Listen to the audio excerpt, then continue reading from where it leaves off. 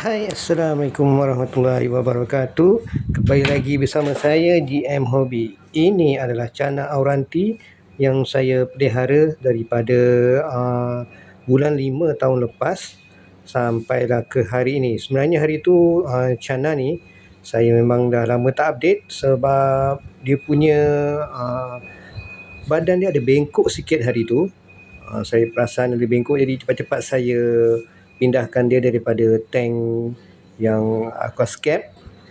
Lepas tu saya gantikan dekat tank yang kosong saja. Lepas tu saya rawat sampai ikan ni betul-betul okey, betul-betul pulih.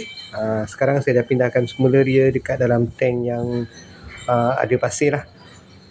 Memang saya tengok dia punya warna ni pun baru je nak pulih, sebab hari tu lama saya letak dia dekat dalam tank kuarantin sebab nak pulihkan dia punya badan dia yang bengkok tu. Dan ikan ni hari tu memang dia dah tak nak makan, dia dah duduk kat bawah je. Saya rasa dia bloated, perut dia berat kan, sebab saya terlebih push makan pellet. Itulah masalah dia. Jadi saya rawat, masa saya rawat tu saya tak bagi makan pellet, saya cuma bagi makanan hidup, cacing, ulat roti, cengkerik. Yang penting makanan hidup lah. Saya tak bagi dia makan pellet langsung. Dan selepas dia, saya tengok dia dah mula berenang stabil dan badan dia dah mula tegak semula, barulah saya tinggikan sikit air, step by step. Dan sekarang dia saya letakkan dalam tank bersaiz 2 kaki lah.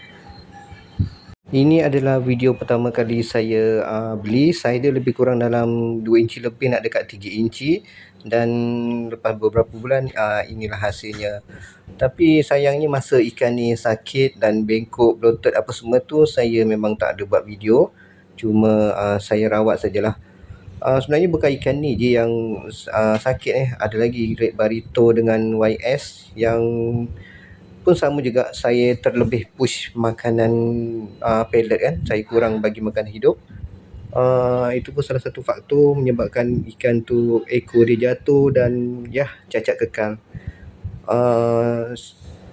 Setakat ni yang saya berjaya pulihkan 100% cuma auranti ni lah. Lagi 2 ekor cana yang red barito dengan YS sebelum ni tu saya tak dapat nak rawat, saya tak dapat nak pulihkan dia. Yang barito tu memang betul-betul dah cacat kekal. Cuma YS tu nampaknya macam ada okey sikit lah, cuma ekor dia agak kuncup. Buat masa sekarang saya memang tak ada standby kan dia tank yang baru untuk ikan ni. Saya ingat nanti insyaAllah kalau ada rezeki saya nak letakkan dia dalam satu tank 3 kaki lah. 3 kaki memandangkan ikan ni pun dah besar. Hari tu ada yang tanya kan macam mana dengan perkembangan saya punya auranti. Dah lama tak update. Inilah dia punya perkembangan terbaru dia lah untuk ikan auranti yang saya pelihara sejak bulan 5 tahun lepas. Saya rasa setakat ini saja video perkongsian saya untuk hari ini. InsyaAllah ikan ni nanti kita akan ubahlah, letak dalam aquarium yang baru, setup yang baru. Tapi saya rasa mungkin tuan akan ambil masa sikit lah, menangan saya pun sekarang tengah sibuk. So untuk sementara waktu ni saya rasa saya biarkanlah dulu dia dalam ni. Assalamualaikum warahmatullahi wabarakatuh. Bye bye.